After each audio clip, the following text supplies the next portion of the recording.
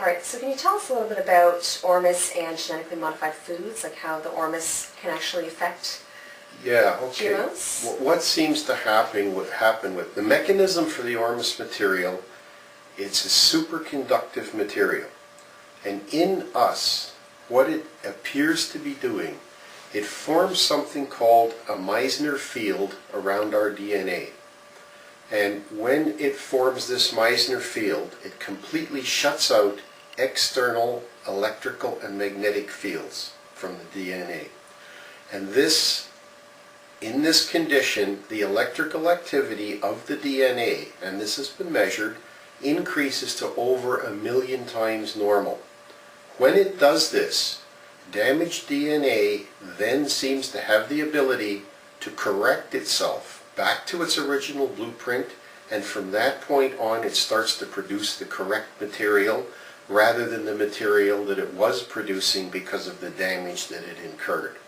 So what seems to happen in cancers, most cancers or all cancers, are damaged DNA replicating itself incorrectly because the damage didn't kill it off completely. So when you use the Ormus, what it is allowing it to do is to correct the problem on its own and then produce the correct material after that point. Now you still have to change the course of events that led to the cancer. You have to correct diets, you have to get rid of carcinogens, you have to try and clean up your nutrition and your water. This is all important. We need to be taking materials in as they were originally created, if possible, or as close to that as possible. So anyway, this is what the Ormus material seems to allow us to do. Now, these are morning glories, and we grew these in our backyard. And what we did, the blue morning glory, we soaked the seeds in Ormus overnight and then planted them. The pink morning glory was planted on the opposite side of a two-sided trellis. And these are pictures when everything grew up to the top and overlapped. And we had some really nice pictures of the larger the plant. And again, we assume this is the cause for Ormus. We've never seen flowers this size, the morning glories. Anyway, about a year later, when the plant regrew, the blue plant, all right, and these are obviously cultivars. A cultivar is a plant that's been managed and slightly altered to improve flowers and what have you. Anyway, the blue plant regrew with small whitish flowers on it, and it regrew back as the original morning glory plant without the alterations that were done to it by the cultivars. Today we've got genetic modification by inserting genes, but previously we had all kinds of interbreeding of different types of plants to build all the characteristics that you wanted in your flowers. So what happened is it seems that the genetic profile of the flower was allowed to revert back to the original genetic structure of the flower. I've got another picture here of rhubarb that we accidentally grew in the backyard. Ricky Ormus, the tree that wasn't looking too good, and I guess the roots of the tree were all tangled in with the rhubarb. So we ended up getting rhubarb leaves that were 3 feet in diameter, or 3 feet across, and just enormous stalks. You could make a huge rhubarb crisp with only like 3 or 4 stalks.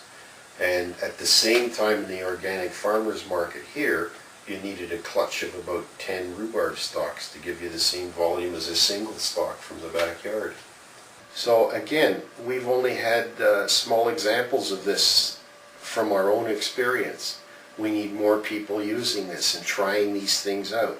But it has the potential to allow genetically modified products to correct themselves, at least in the next generation, if not this generation.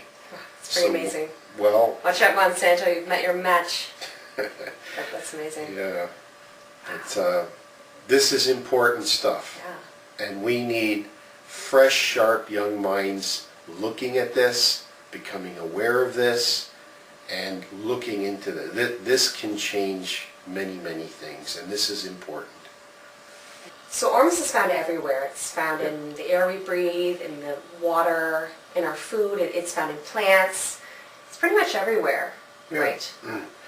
Yeah, Ormus is it's a critical part of all living material, plants, animals. It's also it's in seawater. We extract Ormus from seawater in concentrations. We extract Ormus from water. The closer to the source of a spring, you usually will find more Ormus. The way to determine this is by the amount of precipitate that comes out of the water. You will get more closer to the source of a spring. So water is a very critical source for Ormus. It can also be made from any organic material, anything that lives now or anything that has previously lived. There's a very good book on all of the different processes for making Ormus. It's a compilation of I think it covers about 15 or 20 different processes of making Ormus from different materials. That book is available. I believe it's, I forget the name of it, Ormus, A Modern Day Alchemy. And I believe that that's available on Amazon and probably a few other of the book suppliers as well. The lady that wrote it spent an inordinate amount of time collecting all this information. It's very professionally done, and it's a really good reference point if you want to start to work with this material. What's her name? Chris Emmons. Chris Emmons. Yeah, E-M-M-O-N-S. And like I say, it's a start point, but it's also a good reference point. If you want to work with Ormus, it's like anything. First of all, you have to know about it. That's your awareness. Then you have to educate yourself about it. It's like anything else. Any other process is the same thing. So if you want to investigate this, Chris Emmons' book is available from Amazon, and it's a good place to start. And she also talks about how to make it as well? Well, yeah, the book types covers quite a number of different methods that people have used to make Ormus materials. We use what's called the wet method. There is a dry method, there is a lye burn method. There's a number of different methods that they go into in different capacities. So some of this is going to affect different people different ways because of your knowledge level of working with, chemistry, etc., or your interest. It's primarily your interest. There's nothing that's, ridiculous. I mean, it's all something that you can learn to deal with. I prefer the wet method because part of my beliefs are that because everything that happens in your body happens at the 100-degree temperature barrier, I like to work with materials where we're not working with excessive heat, because when you have excessive heat, you start to create new substances and alter substances, and that's not what we want to accomplish here. Anything that you eat and digest, everything is done at your 98.6 or 39 degrees Celsius body temperature. So everything that we require can be done at those temperatures, and we just try to stay with the wet method precipitate because it works within those temperatures, and we're not going to start to create substances that we can't deal with. Anytime you have over 105 degrees, you start to destroy enzymes either in the food that you were eating or probably in your body as well if any part of it should ever get that warm. That's why we have a cooling system. Ormus can also be made by a process called fractional freezing. So in the winter, if you're in a cold enough area, you can collect a 20-quart pail of water, and as it freezes, you remove the ice. And again, it'll freeze the next day, remove the ice.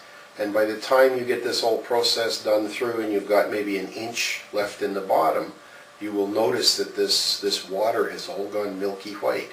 So what's happened is the Ormus that's in the water has been fractionally frozen out of the water and concentrated in the material that's left. So you get an Ormus-rich precipitate material that way. Another example of this is if anyone's ever watched programs on life that grows in the Antarctic or the Arctic under the ice. We believe the reason for this is as this ice freezes, the Ormus material moves out of the ice and concentrates on the layer underneath the ice.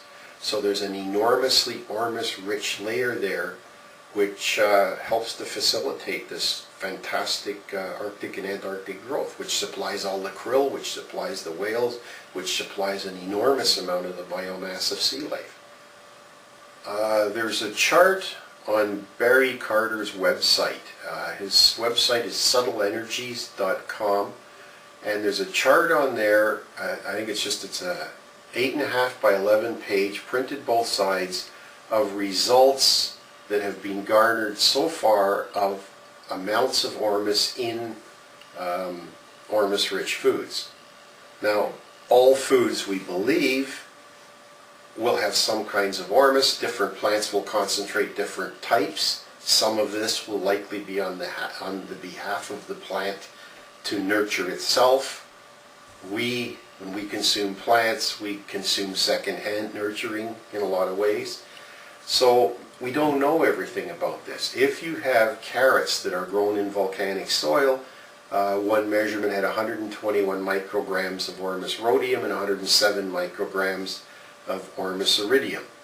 However, if the carrots are grown in depleted soil, like where I live, they've been farming carrots in the same place, which was a drained swamp for over 100 years, and the only fertilizer put in to grow these things now are the conventional, the phosphorus and the nitrogen and so on, and that's it. So you grow a carrot that looks like a carrot, but all of the nutrients that should be in the soil that are garnered by the carrot that it doesn't need, that are passed along to us, they're no longer there. This is what happens with monoculture. It absolutely depletes all of the soil. Your corn might look like corn, but really it's not much more than a ghost of corn. You know, and that's it. It's deplete of all of the excess materials the corn doesn't need, but we do. This is why you got to get organic. Could you talk a bit about aloe vera and Ormus? Yeah, aloe vera is one of the plants that they have had a look at. And aloe vera, many people will cut an aloe vera leaf and use it on a burn, and it gives very good relief. Aloe vera is one of the plants that accumulates Ormus rhodium, especially in its natural environment, which is the western U.S. and desert areas and down to Mexico and so on. If you grow aloe in different areas with different soils, you may have different amounts of concentration of this. Again, it's an area where there's no extensive studies that have been done.